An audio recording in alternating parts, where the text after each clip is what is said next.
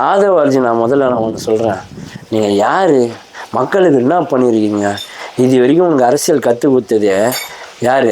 எங்கள் சபரீசன் அண்ணன். அங்கே அவங்க வீட்டில் இருந்துக்கிட்டு மாப்பிள்ளைக்கும் இவருக்கும் அண்ணனுக்கும் சண்டை மூட்டி விட்டீங்க. உங்கள் வீட்டில் அவங்க பொண்ணை கல்யாணம் பண்ணி போயிட்டு ஒரு ஸ்போர்ட்ஸ் மேனாக தான் அந்த லவ் பண்ணி அவங்க பொண்ணை கல்யாணம். அவங்க வீட்டில் இப்போ பிரச்சனை, எங்கே போனாலும் பிரச்சனை.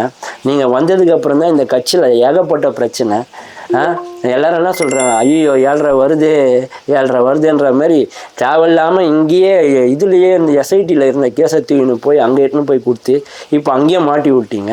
நீங்கள் அரசியல் வாரிசு அரசியல் பற்றி பேசுகிறீங்க. திமுகவில் கற்றுக்கிட்டு போய் திமுகலாம் நீலாம் ஒரு ஆளே இல்லைன்னு தூக்கி போட்டதுக்கப்புறம் வெளியே வந்து திமுகவை திட்டுறதுல இப்பயும் சொல்கிறேன், திமுகவுக்கு நீங்கள் ஒரு ஆளே கிடையாது. உங்கள் பேச்செல்லாம் அதான் சொல்லணும், ஏற்கனவே சொன்னது தான். ஏட்டு சோறக்கா கறிக்கு உதவாது, உன் பள்ளி கணக்கு திமுகவில் வைக்கிற புள்ளி கூட உதவாது. லயலாமணி நம்ம இவரை தாக்குறாரு. ஆமாம், சிவாஜி கிருஷ்ணமூர்த்தியை லயலாமணி தாக்குறாரு. லயலாமணி யார் தெரியும்ல உங்களுக்கு? என்கிட்ட ஒரு ஃபோனில் லயலா மணின்ட்டு ஒரு 3 பேர் இருக்கிறாங்க. ஒருத்தன் லயலா காலேஜ் வாசலில் தர்பீஸ் வைக்கிறான். அவன் வீட்டுக்கு எட்டுன்னு வருவான். அவன் பேர் லயலா மணி, தர்பீஸ் மணின்னு போட்டிருக்கான்.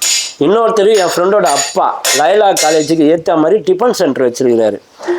அவர் பேர் மணின்னு போட்டு தான் போட்டுருவோம். அவர் பேரும் லயலா மணி டிஃபன் சென்டர்னு தான் போட்டிருக்கோம். இன்னொரு ஃப்ரெண்டு லயலாவுக்கு ஏற்ற மாதிரி சிமெண்ட்ரி, அதான் சுடுகாடு இருக்குல்ல, அங்கே ஒர்க் பண்ணுறான். அவன் பேர் லயலா. இவன் லயலா காலேஜ் வெளியே செக்யூரிட்டியாக இருந்தானா செருப்புக்கு டோக்கன் போட்டானா என்ன பண்ணான்னு தெரில. அங்கே இருக்கிற ஃபாதரே லயலா ஃபாதரு இல்லை, அங்கே இருக்கிற ஸ்டூடெண்ட் கூட லயலா அவங்க யாரும் போட்டுக்கிறது கிடையாது.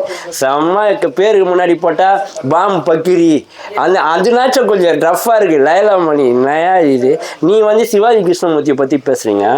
சிவாஜி கிருஷ்ணமூர்த்தியை பற்றி பேசுறதுக்கு உனக்கு தகுதி இல்லை. இன்னொரு விஷயம் சொல்கிறேன் லயலாமணி, நீ திமுகவோட எங்களை குப்பை கட்சி அப்படின்ற திமுக போட்ட எச்சம் நீ. நாம் தமிழர் போட்ட எச்சம் நீ திமுகவை பற்றி பேசுகிற. நீ மனசாட்சி தொட்டு சொல்லி இதெல்லாம் கற்றுக் கொடுத்தது திமுகன்ட்டு. உனக்கு அரசியல் கற்றுக் கொடுத்ததும் திமுக, உங்கள் அப்பாவுக்கு அரசியல் கற்றுக் கொடுத்ததும் திமுக, உங்கள் தாத்தாவுக்கு அரசியல் கற்றுக் கொடுத்ததும் திமுக. இவர் இருக்கிறார்ல ஆதவ அர்ஜுனு, அவருக்கு அரசியல் கற்றுக் கொடுத்தது திமுக. புஷி ஆனந்துக்கு அரசியல் கற்றுக் கொடுத்தது திமுக. விஜய்க்கு அரசியல் தூண்டினது திமுக. விஜய்க்கு அவங்க அப்பாவுக்கு அரசியல் கற்றுக் கொடுத்தது திமுக. சொல்லினே போகலாம். இன்னும் உங்கள் வம்ச வழியில் குழந்தைங்க போகிறதுனால அதுக்கு அரசியல் கற்றுக் கொடுக்க போகிறதும் திமுக. திமுகவை பற்றி பேசுறதுக்குலாம் உனக்கு தகுதியே கிடையாது. திமுக போட்ட எச்சம் புரியுதா? அதனால் நீ குப்பை. மூஞ்சி கண்ணாடியில் போய் பார்த்துருக்கியா? எப்பவுமே பல்லு விளக்காத மூஞ்சி மாதிரியே இருப்பேன் நீலாம் திமுக முதல்ல போய் மூஞ்சி கழுவணும். அப்போ புஷி ஆனந்த் இப்போ ஃபார்ம் இஷ்யூ பண்ணாங்க இல்லையா, விருப்பமான ஃபார்ம். ஒரு ஃபார்ம் 100 ரூபா. அவர் ஆர்டர் என்னன்னா ஒரு மாவட்ட செயலாளரும் குறைஞ்சது 2000 ஃபார்ம் வாங்கணும் சொல்றாப்புல. என் ஃப்ரெண்டு 2 ஃபார்ம் எடுத்து கொடுத்தா. ஏண்டா என்னடாண்ணா, எம்எல்ஏக்கு நிற்கிற ஃபார்மு இந்த கோயில் திருவிழாக்கு வச்சிருப்பாங்களா மஞ்சள் நோட்டீஸு, அந்த மாதிரி 100 ரூபா கொடுத்து வாங்கிட்டு வந்துருக்கிறா. என்கிட்ட எடுத்து காமிக்கிறாப்புல. ஆனால் டேய் குடியாருனாய உனக்கு உன்னை நம்பி யாரா எத்தனை பேர்ரா ஓட்டு போடாதால? பக்கத்து வீட்டுக்காரனுக்கு கொஞ்சம் நவுந்து வந்துட்டான்னு சண்டை. உன்னை எப்போ வெட்டுறதுக்கு தேர்ந்து கிடைக்கலாம், சண்டை வலிச்சுக்கிறதுக்கு பார்த்துருக்கிறா. உன் வீட்லேயே உனக்கு சோறு போடுறது தண்டம் அப்படின்னு சொல்லிட்டு உன்னை சண்டை போட்டுக்கிறாங்க.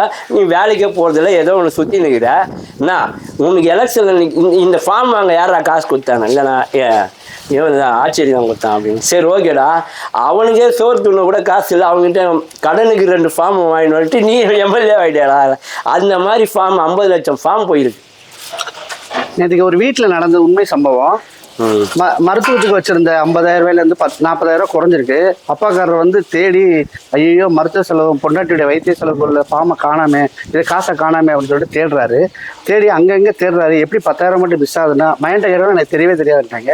அப்புறம் கூப்பிட்டு இல்லைப்பா இந்த கொண்டு போய் ஹாஸ்பிட்டலில் கட்ட வேண்டிய காசு நீ கரெக்டாக சொல்லியிருக்கணும்னா அப்போ மன்னிச்சுங்கப்பா என்னை ஏற்றி விட்டாங்க, போய் ஃபார்ம் எடுத்து விருப்பம் பண்ணி எடுத்து 10,000 ரூபாய் கட்டிட்டு வந்துட்டேன்னு சொல்லிட்டு சொல்லும்போது அவர் சொல்கிறாரு, அம்மாவோட உனக்கு அந்த 10,000 ரூபா போய் கட்டுறியே அந்த கட்சி முக்கியமாக ஜெயிச்சிருவியான்னு சொல்லி கேட்டிருக்காரு.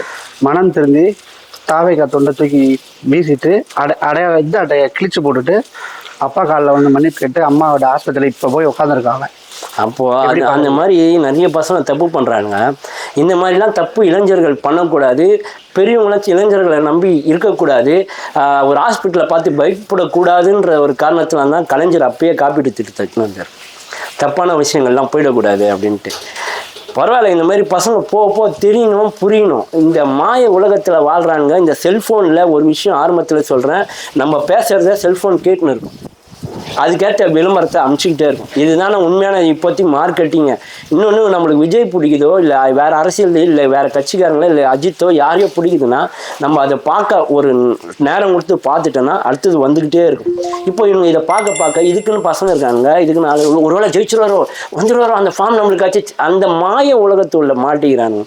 இவங்கெல்லாம் வந்து ஒரு டாக்டரை வச்சு அந்த இதெல்லாம் பண்ணணும் அப்படின்றது இருக்குது. அடுத்த தடவை ஆட்சிக்கு வந்தவொடனே திமுக வந்து இந்த மாதிரி பசங்களாம் கூப்பிட்டு சரியான ஒரு அரசியல் களத்தில் புகுத்துற மாதிரி பண்ணுவாங்க. அவங்க அறிவை தெளிய வைக்கிறது, மாய உலகத்திலேருந்து வெளியே எடுத்துக்கிறதுக்கான சைக்காலஜி வேலைகள்லாம் கொஞ்சம் பண்ணுவாங்க. நன்றி.